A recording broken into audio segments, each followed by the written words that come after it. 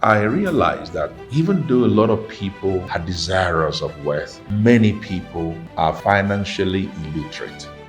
What do you think is the typical mindset of an average Nigerian when it comes to relationship with money? That people just try to monetize everything. I think there's a problem with that. We have a generation today who wants everything within a year, what it took their fathers and their forefathers maybe 40, 50 years to build. This is technological age and things are becoming faster. Things are becoming faster, but you still cannot overrule the principle of the seed time and harvest time. I don't think there's anyone today who is doing so well in business or any other field of life who hasn't failed before. There's no one. No one who has not made a mistake, who has not had setback. The ability to bounce back is what makes men at the end of the day. Don't mix with people who will make you feel small about yourself. Keep company with your size of people, your type of people. Look onto a few who are out there, up there, who can serve as motivation. Some people diversify into areas in which they have no interest, areas where they have no passion, just because let's just make money from any source. Well, I realize that people who do well are those who invest and diversify in the area of interest.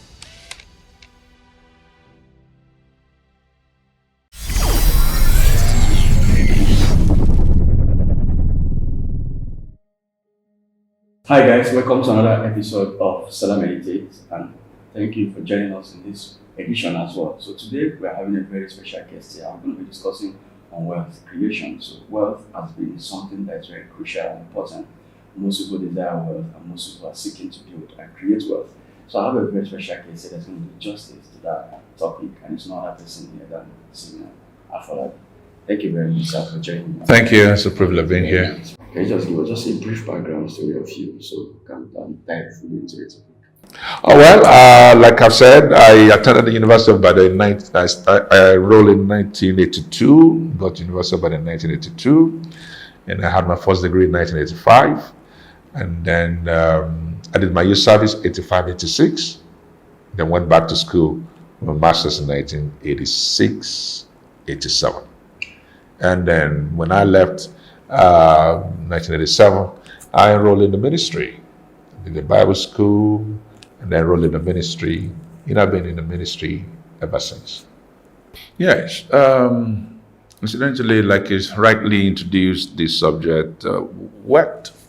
The issue of wealth is what most people are anxious about. Hardly will you see anybody in the street who will say he does not want to be wealthy. Exactly. Because they know the importance of money, that without it you cannot live in a society. Yes.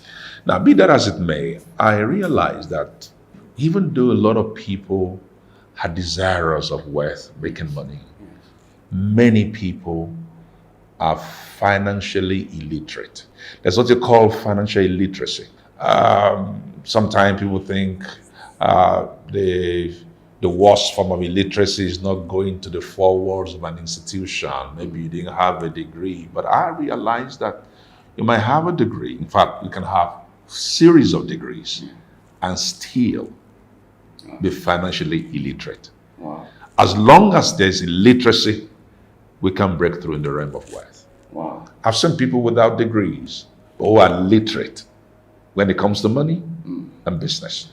So and they've made so much money. Okay, so how do we go to that, building that literacy when it comes to financial wealth? That's where education comes in. When we talk about education here, we're not just, like I said, we're not just saying apply to a polytechnic or apply to a university. Exactly.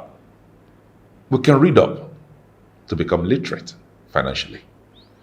We can understudy, and that's even a better way. Understudy those who have known the way to it.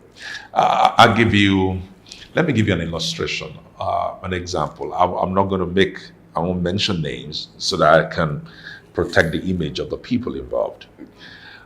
Many years ago, a gentleman said to me of what happened, an experience he had. He was a student in those days when you talk about college brother, senior, and all that. There was this gentleman who was the senior to a particular man. Now they left school and went to this larger society. The junior student now, the junior student then, had breakthrough, had succeeded, and made money. His senior, when he was in secondary school, hadn't succeeded, hadn't made money, not as much money. This senior now told me that one day, the man who was his junior called him and said, "My senior, come, let me show you how we make money." So here we realize that making money, building up wealth, is not a function of age. It doesn't answer to seniority. That's why you can find in a family of 5, the last born is more successful than the firstborn. That's true. Wealth and success does not answer to seniority in terms of birth. So this junior college brother, now was telling the man who was his senior, years later, come, let me show you how we make money. So in building up financial literacy, we can read up, but more importantly too, we can sign up with people who have succeeded, who have known the way. For the Yoruba speaking people, when someone sees another who is breaking through, who is succeeding, they used to tease those who have succeeded and say, Efonahawa, meaning, well, show us the way. Yes. Efonahawa, show us the way. How did you get to where you are? Now, someone is asking, show me the way. He's asking for literacy. That's true. He's asking to be educated. So I think instead of people just running in every direction, struggling, try this, try that, let them first acquire financial literacy. Okay, so but like you said, it doesn't have to be to 4 walls of the universities or education and all of that. So acquiring financial literacy, what are the steps? Is it about going to the 4 walls of university? But you said something like it's not only about that. So what are the other ways that someone can start going about, or steps someone can start acquiring that financial literacy? Let me tell you this. I have 2 degrees. Okay. I have a BSc, which I got in 1985, and I have an MSc, which I got in 1987. Okay. Well, I can tell you, none of those degrees got me literate, financially speaking. So how did it happen? 1985 till now, you're talking about 30, how many years? Something years ago. I didn't got literate that way. The literacy I got, well, I'm not rubbish in education. I hope nobody will misunderstand me. I'm not trying to rubbish education. There's a place for going to the 4 walls of the university. There's a place, and I'm glad I have my fair share of that. But that did not give me the information I need that will make me to be successful financially. Let me share this. I run a body, around a group. It's a ministerial body, which we started around 1999, about 99 up to the year 2000. That's when we started it. And I used to gather people together once a while. It used to be, I think, once a month then, or once in every 2 months. And I used to bring facilitators. I bring people to come and speak, to just like workshop. On one of those occasions, one man came, and it's like he took the veil off my eyes. Dr. Igalo, I can be specific. Dr. Igalo, Eric Igalo. I invited him to speak to us, and he said a few things. He asked 2 questions that mark the beginning of my own financial literacy.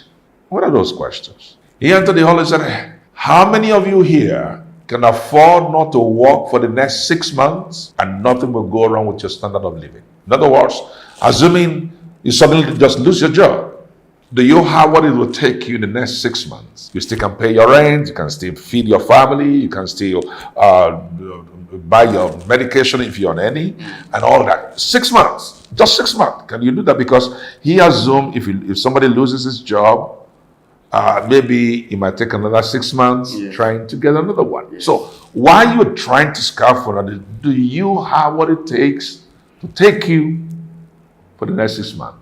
Not a single hand was up. That day, I realized how poor we were. And of course, the moment one realizes his desperate financial condition, that in itself is a beginning of financial education. Yeah, so what are the steps to gaining that financial literacy? I'm coming. That's what it's all part of it. Somebody came and opened my eyes to see our deplorable situation. Then he asked the second question. No, this is not a question. This is not a question. This one is a submission. One was a question, the other one was a submission. And he said, you don't need a plot of land to build. You need a parcel of land.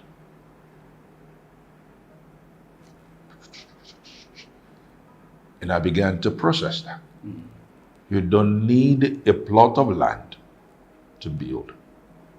You need a parcel of land. My eyes open. Now, what is that? What does that little mean? Now, this makeshift studio that we're using right now is a parcel of land. Yes. It's not up to a plot of land. It's true. But what you can make do with this size of land, with good design, good architect, and all that, is unimaginable. After he made that statement, then I began to see a lot of structure, small structure, high-rise building that maybe is on the quarter of a plot, or half a plot, or 3/4 of a plot. So I said, oh, well, maybe I don't have to wait until I have money to buy a full plot. Maybe I can just buy half a plot if that is what I can afford. Because I don't need a plot of land to build. I need a parcel of land. Now, such things are already education on their own, because after that man left that day, I proposed in myself, I would never be the same again. Wow. So, that's why I said, apart from reading up, let's hear those who are knowledgeable. Even if we have to pay our way to attend conferences and attend workshops, let's do it. Increase our financial education, our financial literacy, and then we can begin to turn things around. What do you think is the typical mindset of an average Nigerian when it comes to relationship with money?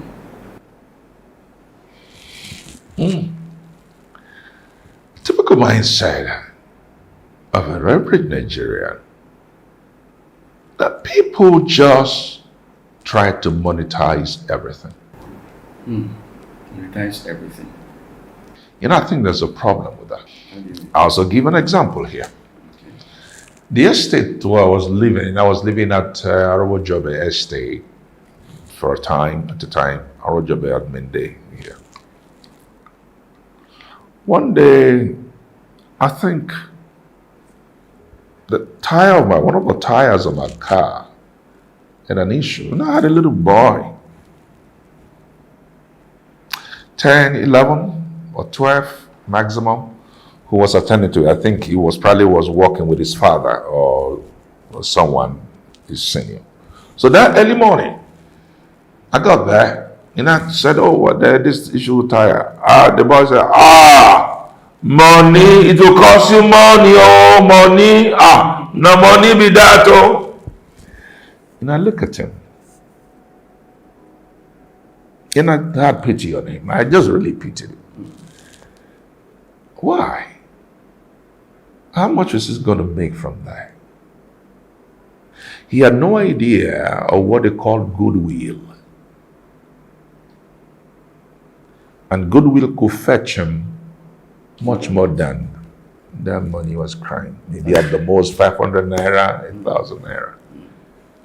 Meanwhile, the person you're relating with can possibly say, but what are you doing here? Why are you not going to school? And he says, oh, my father doesn't know how money. Okay, you go enroll in school. Yes, it's true. That's goodwill. That's true. In our society, everything is monetized. To the extent that if people greet you, they expect you to pay them. Oh. It's true. They greet you at the airport, They're expecting you to pay them. They greet you at the park, let's go. Somebody clear a road for you just to allow traffic to move, expect you to pay them. Now, when the focus is just on the immediate gratification in terms of cash, we lose a lot of goodwill. So that goodwill is very important. Let me give you this example. A young man served with us as a domestic staff for a couple of years, maybe 1 or 2 years, and then he left. Said he was going to Port Harcourt. He's from River State. He was going home. Then we let him go. Now, after he left, he ran into problems. He went outside the country and he got trapped. When I heard about it, I paid his way back to Nigeria. I paid his way back to Lagos, then I paid his way from Lagos back to Port Harcourt. Then he reached out to me, the parents have nowhere to stay. Then I sent him money to hire a room for the parents. Oh yeah, what do you want to do? Say he wants to learn how to repair phone. I think he needed to pay about 100 and something thousand, so I sent him the money. That's not salary. That's goodwill. The goodwill he has enjoyed is many times over the salary. So when people just got so hooked up, the money and they argue about prices, they forget goodwill. Goodwill is one of the things. As a matter of fact, we probably can attain wealth faster through goodwill than any of these other things people struggle about. Wow. Apart from that, is there other things also that you think, apart from goodwill, is there other things, other mindset things that people have towards money in this country? Yeah, the monetization of it, which is monetization of everything, which is wrong. Yes. Then the haste at which people want to make money. Yeah, we have a generation today who wants everything within a year, what it took their fathers and their forefathers maybe 40, 50 years to build. This is technological age and things are becoming faster. Things are becoming faster, but you still cannot overrule the principle of the seed time and harvest time. There's still got to be a time. Okay. Yeah, there has to be a time. There'll be a time when you start building up and a time when it begins to make sense. Makes sense. The reason why the younger generation run into trouble today is because they have lost they have lost their patience with respect to building. They forgot the law of patience when it comes to making money and building wealth. They say whatever is worthwhile takes a while. Whatever is worthwhile takes a while. And I think the generation of today needs to understand that. There is, in making wealth and leading to wealth, making money and then accumulating wealth, there is what I call the law of compound interest. We teach us in mathematics, they teach this in accounting. I realize that over time, things begin to compound. But you have to give yourself time. You have to build your time. Nobody can get there overnight. Those who want to get there overnight are those who fill up the betting houses. They want to bet their way into wealth. They want to kidnap people and ask for ransom, and all of those things. Those things don't lead to lasting wealth. True. So that is first monetization. Second, impatience. Impatience. The monetization of everything. It's wrong. It cuts a lot of people off from the goodwill they ought to enjoy. Then the impatience. Now, I said earlier on that I left school in 1985, my first degree, and then I did 1987, my master's degree. And this is 2024, talking about 35, 37 years. That's true. That I've been in the field working. Yes. Yes, and some people want to achieve it within And 1 year or 2 years. yeah. It doesn't work. Life, the universe is not structured that way. Life is not structured that way. But we also some people that achieve wealth faster within a space of 3 years, 5 years. Check them. Check them. Check such people. There must have been some antecedents. Is it antecedents? Well, antecedent, that's right, but that's not even the right word I'm looking for now. Pedigree. Okay. Check their pedigree. Either they're from a family, they have had a generation of successful businesses, and even when they are growing up, they have been baptized into the business modules and business ideas of the family or an uncle. Check their pedigree. There's something that they have learned along the path of business.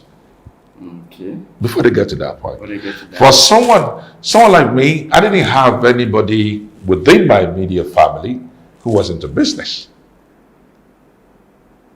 My father was a civil servant who worked for Nigerian Railway Corporation. Not as a manager, but as a cleaner. So there is nothing about wealth I could have learned from him. That's true. Now, so you can compare someone who has pedigree of the $10 and the Dangotes and all that. These ones are already into it. They already know the principles of making money and building wealth. So if you see someone within 2, 3 years, 5 years making a whole lot of money, if it is not crime, then check the pedigree. Oh, wow. Somebody in their lineage. Somewhere in the lineage. Well, that's true. Must have done something that they are just building on. Somebody has set the foundation for them, and they are just building on the foundation. It's different from when somebody has no father that is rich, no mother that is, no uncle that is rich, is just out of school, a fresh graduate, and picking up life. And then you're starting life, maybe your first salary is 50,000 naira. And then you stumble into wealth. And then you stumble into wealth. That's rare. Such things are rare. Oh, it's rare, very rare. Now, what specific mindset shifts can you list that can play a crucial role to financial success? I mean, what are the mindset shifts someone can make that can play a crucial role to achieving financial success? Now, people need to know that wealth is not created in vacuum. Wealth is not created in vacuum. Wealth is never created in vacuum. Wealth is never created doing nothing. Doing nothing. Wealth has to be created in the context of either giving out goods or services. Wealth is made in the course of exchange. So I believe the starting point should be an individual should find out, where do I intend to build my niche? Do I want to get into trading? Am I going to IT? Am I going into public speaking? Am I into whatever? We must establish a niche where we will grow up, where we will offer goods and services to the society. And then, at that point, you can begin to receive remuneration for the services and the goods which you're giving to people. You cannot stay on your own, giving nothing to no one and expecting all the money to come to you. It doesn't work that way. It doesn't work that way. Well, now how do you approach risk taking to business and investments? Yeah, that's good. A lady approached me just this past Monday, on Sunday, and I was asking, she was to go into a business. Somebody had brought a proposal to her to take over some shops that deals with vegetable oil and all that. So she came to me and then wasn't sure whether it's something to go for or not. So I said, give me a day or two. Let me reflect on it. So after some time, we got back talking. And I raised two or three issues which I wanted her to consider to take that decision. So number one, the person or the couple introducing you to this business, asking you to come to this business, what do you say about them in terms of integrity? Yeah, that's true. Are they people of their words?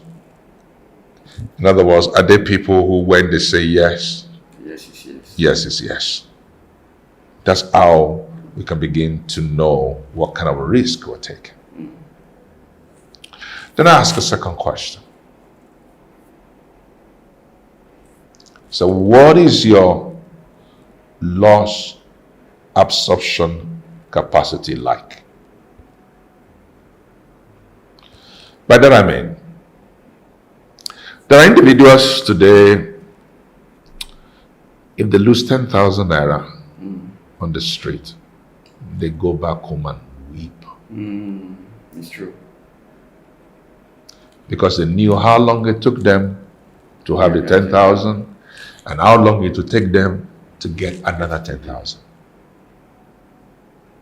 For such individual, it's good, it's advisable, they don't go into a business or a venture that will take all the 10,000, because if that 10,000 is lost, it will throw them off balance. There are people who might put 2 million into a thing, and then the 2 million goes down the drain, and life continues. And life continues. It doesn't pinch It doesn't them. pinch them at all, yes. Such individuals have developed, maybe they have a larger loss absorption capacity. That's true. When it comes to risk taking in business or in whatever venture, I'll advise people, don't do beyond your loss absorption capacity. Wow. Don't do beyond your loss absorption capacity. Now people who can 5 million, if they lose 5 million, It doesn't shake them. no, they go eat pepper soup. But if people take that approach and mindset, it will invariably, what was the word for it again? Go against that rule of taking risk and then jumping into the water and then see something happen by yourself. You take a loss and then you can correct and then move on again. Now, what I'm trying to say here is this. People should not bite more than they can chew. That's just the summary of it. Don't do a thing, because every business has a risk. Every venture has its risk. So you never can tell whether it's going to do well or not. Yes. So when somebody is going to venture, to business, is optimistic. Oh, this business will do well. Oh, this venture will do well. On the other hand, he will need to prepare himself. What if it does not turn out exactly the way I want?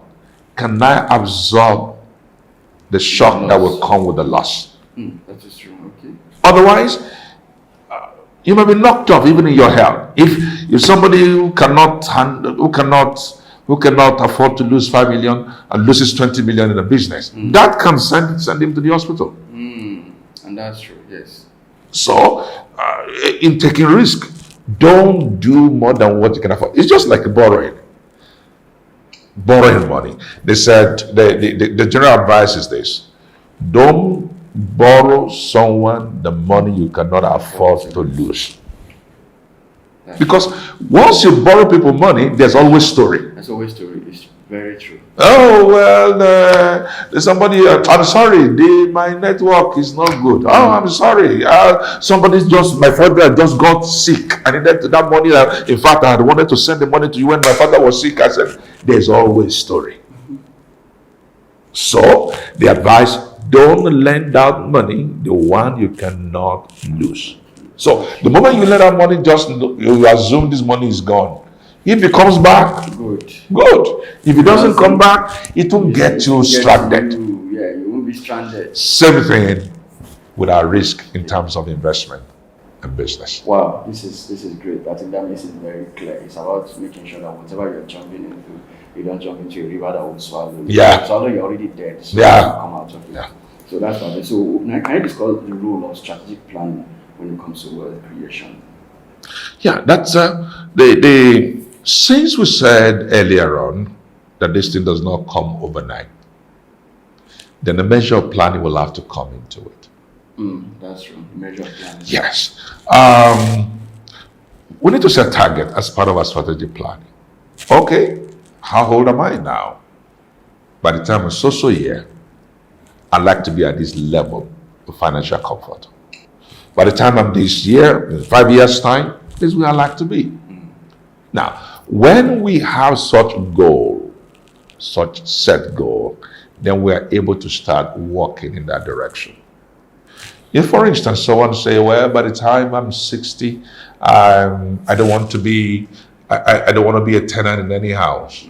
And then you are 58 or 59, you are still a tenant. You already know you are not meeting up with our goal set. Then you probably need to go and adjust the plan, adjust some variables to see that you hit the target when you're 60. So the strategic plan is very important because without it, we'll just be assuming. Yeah, and I think a lot of people have just been assuming when they left school, they assumed that by the time they're 40, they'll be rich. Yes. How will that riches come? Which way will lead to the riches? No plan. No plan. It's not stated. It's not stated. So what is it? Even if the plan is not 100% perfect, at least some things should be on paper as guideline. I always say that we write our plans with pencil and we write history with pen or with ink. Write plans with pencil because it's easy to erase and adjust. Yes. Write concluded event as history with your pen. That's more permanent. So even if you're going to scribble your plan with a pencil, go ahead and do it. So that along the line you can begin to adjust as occasion demands. That's very good. Now, what advice do you have for individuals looking to diversify their income streams? I'm going to say this. Another one mistake people make also is this. Some people diversify into areas in which they have no interest.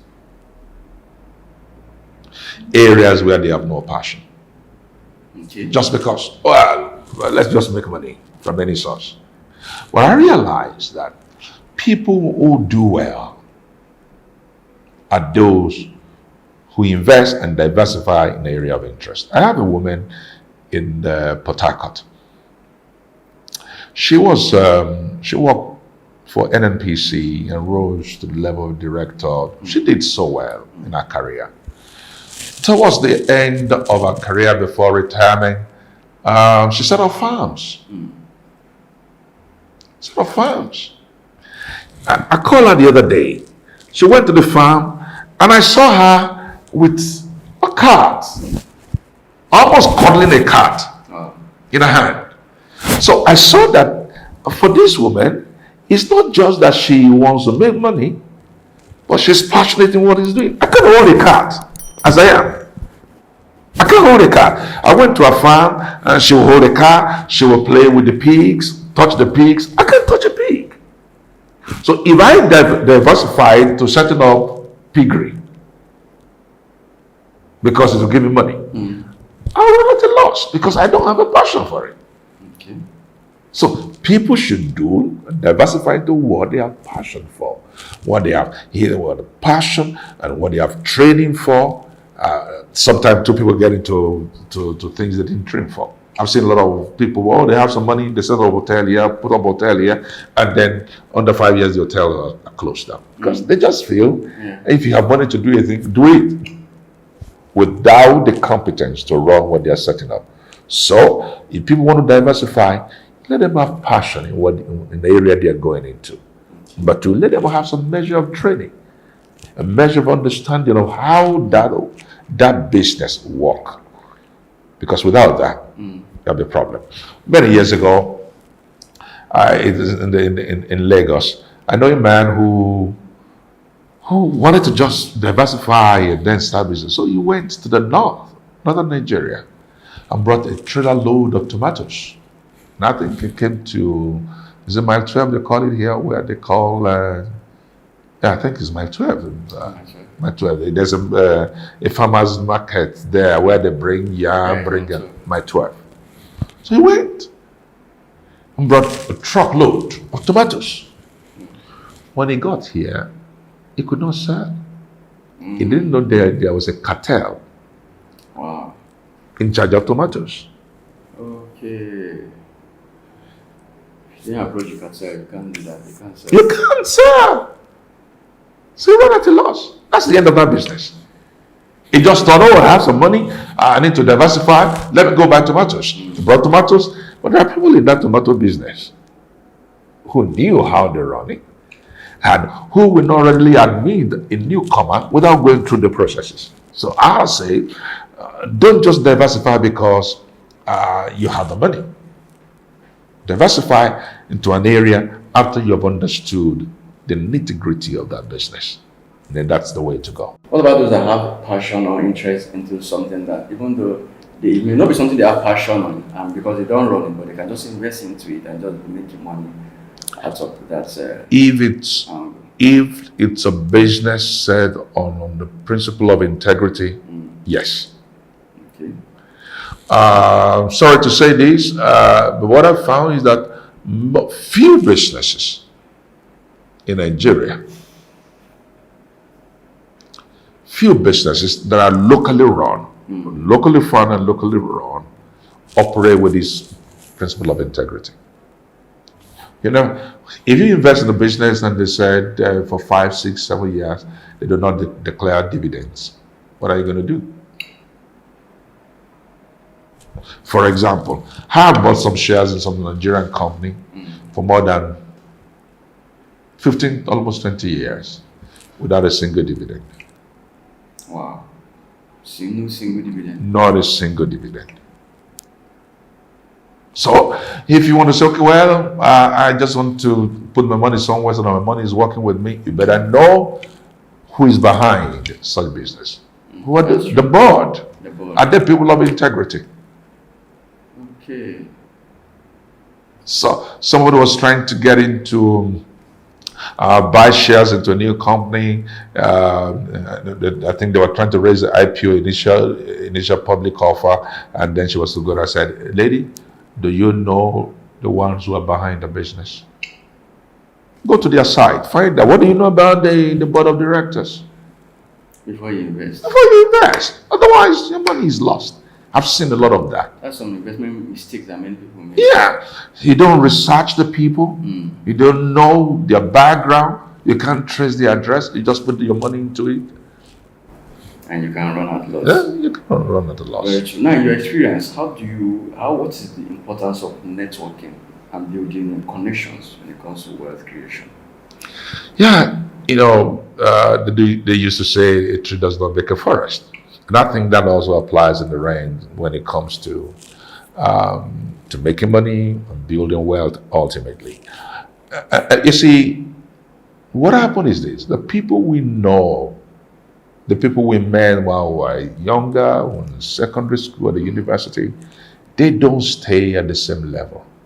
People go into different areas. Some goes into the army, end up becoming general. Some go into private practice. Some go into business and all that.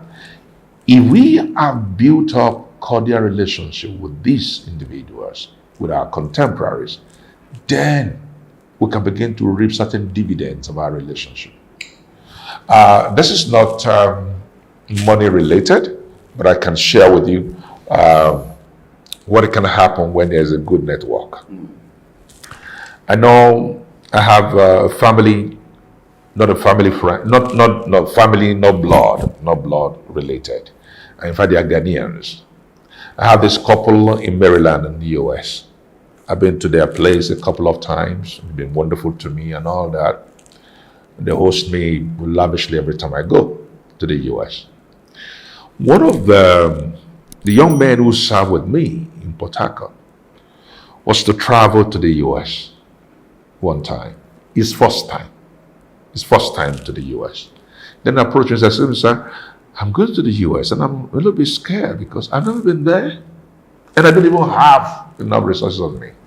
So I found out where he will be flying into. It was in the Washington area, the area where I used to go. So I gave him a note and I called this gentleman. I said, so-and-so is coming. He is from me. Receive him the way you will receive me. Wow.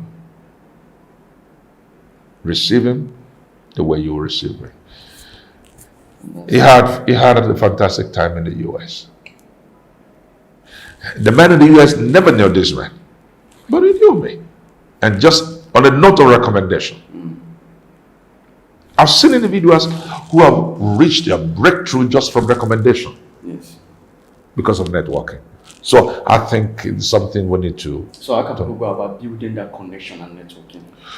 It's a long-term project. Building network and connection is a long time. Let me even say it's a lifetime project. Okay. You don't wait until there's a need before you start relating. Such people will put you off. I tell people, there are some individuals, once I see their name on my phone, I know they have a need.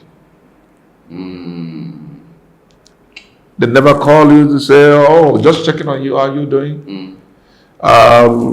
New Year, there will be no communication, probably call it no communication. But when their house rent is due, when their mother is in the hospital, that's when you call. That's not to build a relationship.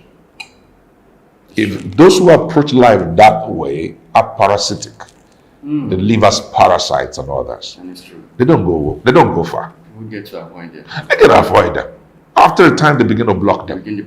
And it's true. Yeah, so you don't wait until there's a need. Identify with people.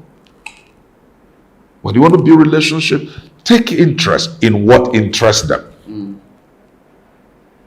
On their birthday, I have on my iPad, on the calendar segment, I have birthdays of people every day. So when I wake up every morning, when I'm done with my devotion, I open my calendar and I see whose birthday, who's marking a birthday on that day. And then they receive a call from me, a text from me. Every day, unless there's nobody I know who is marking birthday that day. I don't wait until I have a need. So if a need now arises and I call any of them, they're more than happy to come to my rescue. In the Yoruba parlance, if you want to march on wet ground, you have to pour water ahead of you. It's only those who pour water ahead who can march on wet ground. That's true. So that's also in building relationship and networking. We have to pour water ahead. That's true. Now, what can you list as 5 financial advice or discipline that can contribute significantly to success? I say number one, don't purchase what you don't need. Don't buy what you don't need. Don't buy what you want to use to impress someone. We have funny people all around. You want to dress, you want to drive a particular car to make a statement. Yes, there are people like that. Those who live that way, I think they are shooting themselves in the leg. Don't do beyond what you can do part time. I've never been enamored by what anybody has. Never impressed me. As a matter of fact, because I operate in a sensitive environment that people might be willing to do just about anything for me. So when I see a dress on someone that is good, a tie or a shirt, I don't like commenting, oh, I love your shirt, for fear that they may want to go buy it for me. Okay. Or give it to me as a gift. It's true. I don't set if you live within your means, you will not run into trouble. Don't mix with people who will make you feel small about yourself.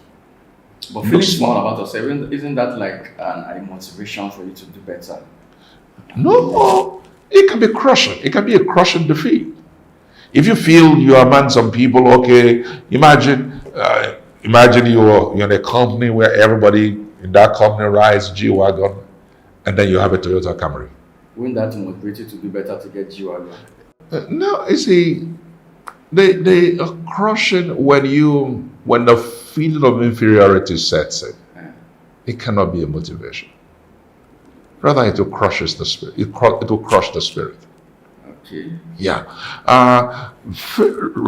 Few people may get inspired thereby, motivated by it, Yes. but many more will go back home and then begin to think about their life, how miserable they are, how poor they are, and all that.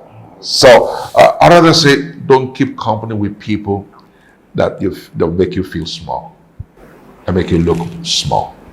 So does it mean you should keep company with your size of people? Oh yeah, that's better. In a sense, keep company with your size of people. Or you can mix it. Keep company with your size of people, your type of people. Look onto a few who are out there, up there, who can serve as motivation, but never compare yourself with them. Okay, so I think it should be about comparison, not comparing yourself with them. Yeah. Or rather than not mixing yourself with them. No, you mix. For instance, if they want to offer a coaching lesson, mentorship class, mix with them by all means. Because by hearing their story, hearing their report, you're able to take steps and be better yourself. Okay, now how do you balance short-term gains and long-term financial planning and wealth preservation? The short-term gain, I suggest there are some time people should get into things that can give them some, will I say immediate? That can give them some short-term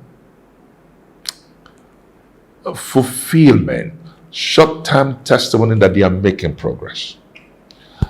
For instance, I know a man who wanted to get into oil business. And this is a long, huge thing. Anything that has the oil and gas, it's a huge investment.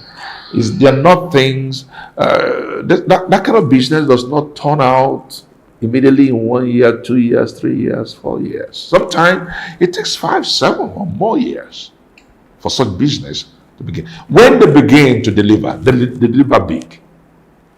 But can they start as someone who has nothing to do, who has not even done anything, wait for 7 years? So, even if it is literally 50,000, 100,000 is coming in, such individual will need something that is coming in bit by bit on a regular basis that gives some form of satisfaction that I am making progress. I have something in my hand, I'm waiting for the big break, but there's something that is coming in. That is important. For the long-term wealth building businesses, this takes longer time. It takes longer time. An individual who is getting into that should not subject the maintenance of their family, the maintenance of basic needs to such business. Don't tie to such businesses, otherwise there'll be a lot of trouble. It's like those who do contracts. Sometimes the contractor may not have contract in 3-4 years. He gets one the 5th year, then he's making 50 million naira gain. But what do you do for the first 5 years? If you have nothing, no savings, no other job, that might put the family in trouble. So when we're looking at that, we look at those things that yield regularly, and then look at the long-term thing of those things that can lead to generational wealth that can be passed on to others. Such is usually big ventures. They're usually big ventures, and they take more time. How do you manage failure, and how do you advise people to go around managing failures in business when it comes to creating wealth? They should just know that failure is not permanent. No, failure is not final. And by the way, I don't think there's anyone today who is doing so well in business or any other field of life who hasn't failed before. There's no one. That's true. No one who has not made a mistake, who has not had setback. The ability to bounce back is what makes men at the end of the day. Okay, I had a setback, but that's not the end of life. I pick myself up again. You know, my Yoruba background gave me a lot of a lot of lesson from elderly people who are growing up. They say a few things, which later years, my later years, I began to see how powerful those things are. For instance, in those days when a pregnant woman miscarries, the Yorubas will say, in their language, they will say, Omilodano agbeofo. Meaning of that is this: it is the water that spilled, the container is still intact. Meaning what? The container in that picture is the woman, the life of the woman. They will say, oh, well, it's the water that is missing, the water is lost. But the container that fetches the water is still intact. Meaning what?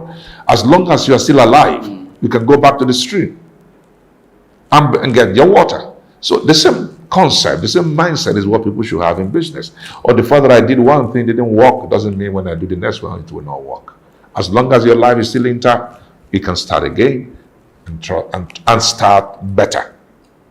What do you think are some common misconceptions that people have regarding wealth creation?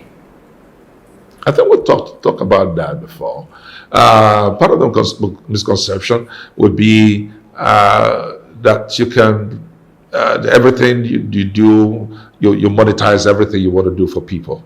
That, well, you don't, because of you want the need to make money, you don't have relationship, you can keep relationship, you can offer deals to people because you just want to maximize your gain. And then part of the problem making wealth, I would say earlier on, is the fact that people are not patient at all. They're so much in a hurry to get things done. Yes. And it doesn't work that way. Okay, can you share specific strategies for managing and minimizing debt when it comes to wealth creation? Now, where possible, people should avoid debt.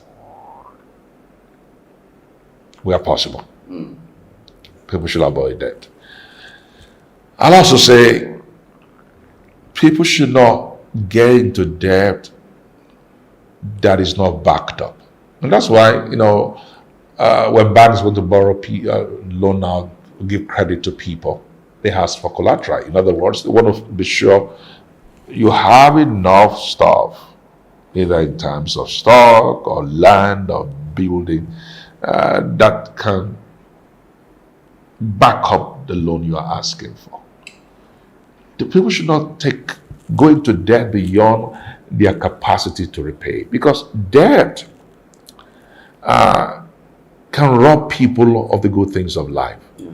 Debt can rob one of sleep, and if it robs you of sleep, can rob you of your health, can rob you of your family joy and all that. So when it comes to debt, borrow what you know you can handle, and borrow with a specific goal in mind. Don't borrow and then squander for frivolities.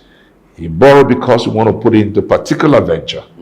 And once you take that money, make sure it goes into that. Otherwise, one can be digging a grave for himself in future.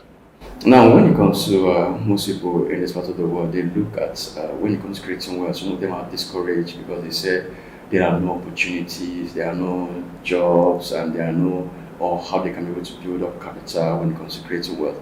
So what advice do you have for someone that is in at a position where the person is confused and don't know if it's left or right on what to do or which way to start going? That's where mentorship comes in. Okay. People are confused, should just take advantage of people who already have some measure of breakthrough in their lives. Go talk with them.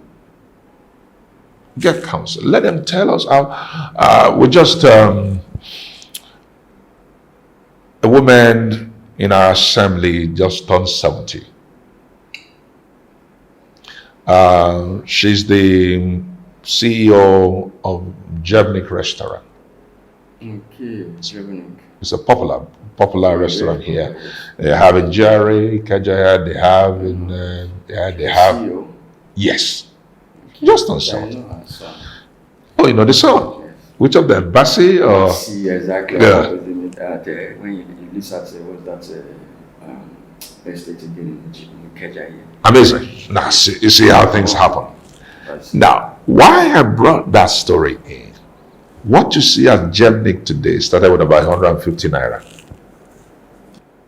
She didn't have 1,000 naira when she started. Not 1,000 naira. So those who are saying, I don't have capital, I don't have money, let them go and find out and read the story of those who have thriving businesses today. How did they start? It boils down to the fact that people are not willing to do the research. They're not willing to work and find out. These businesses, we're hearing their names today. How did they start? This is very correct. If people would go into research and find out, they'll find out that many of these people who now have travel business do not have the kind of opportunities that we have today. Exactly. It's about learning. Yes, it's very true. You're very correct. So people are, I think, getting mentorship and knowing those that have done it and try to get out. How did they do it? It makes them easier. It's very crucial. It's not,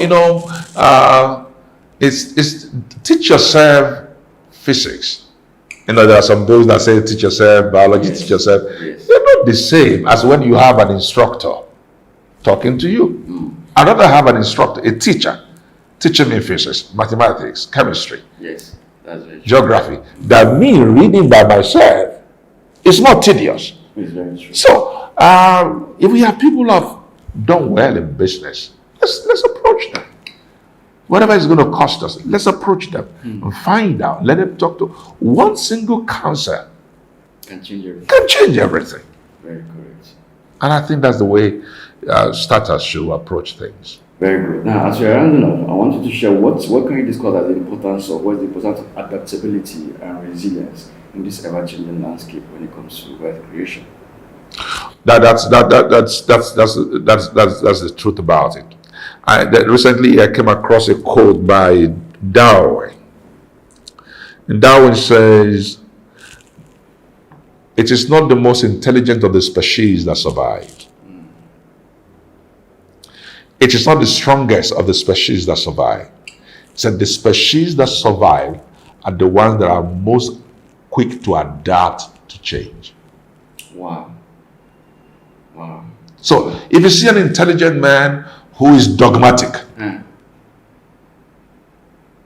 he may not succeed. If you see someone who is energetic but very dogmatic, in other words, this is what I used to do, this is how I've been doing it, this is how I will continue to do it, despite the bundle of energy he's got, he may not make the most of it.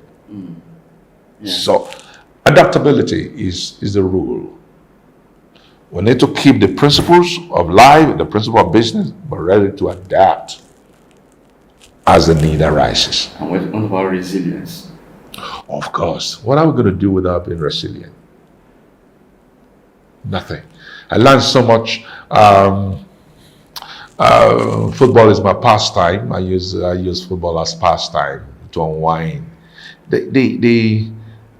What I found about football is that it's full of life lessons. Sometimes you see a team sweat themselves out for 90 minutes without a goal. And then they say there's an extra minute, added time of 2 minutes. And they're still sweating. The last minute of the extra time, then the goal comes. What if they have given up when it was 90 minutes? And it's true. So we'll say this didn't happen. That's where resilience comes in. Resilience helps us to hold on, to keep struggling and striving until we get the result. At what point will you look at it that, okay, maybe you just need to give up on it, that maybe it's not your calling or it's not your thing, or keep fighting, keep being resilient? If along the line we realize we've made a mistake, there's no point pushing it. Okay. We realize we've made a mistake. If we have a gut feeling that we're not in the right business, not on the right path, then we can stop pursuing. Outside of this, we should just keep pressing. Wow. Now in finality, what do you have to say about wealth creation in your finality? I would say there's the God factor. God factor. in wealth creation. Yes. Yeah, if I can put in a word of scripture here, Paul may plant, Apollo may water. It's only God that can give the increase. We can do all the strategic planning. We can do all of the resilience. We can do all of that. If God does not smile on it, nothing will come out of it. The race is not to the swift, the battle is not to the strong. God is the one that determines the victory. Wow, thank you very much. You're welcome. Thank you so very much. Thank you. Appreciate God bless you. I really appreciate Glad to it. meet you. Thank you. So that is it, guys. We have heard from Simeon Afolabi on wealth creation. I believe you sincerely impacted by this episode. If you have been impacted by this, do it to like this video, share it to 1 or 2 persons that this is going to impact, and also don't forget to hit the subscribe button if it's your first time of coming to this channel. My name is Benzik, and I'll see you again next time. Thank our guests, Simeon Afolabi. Thank you. Thank you very much. You're welcome. I'll see you again next time, guys. Cheers.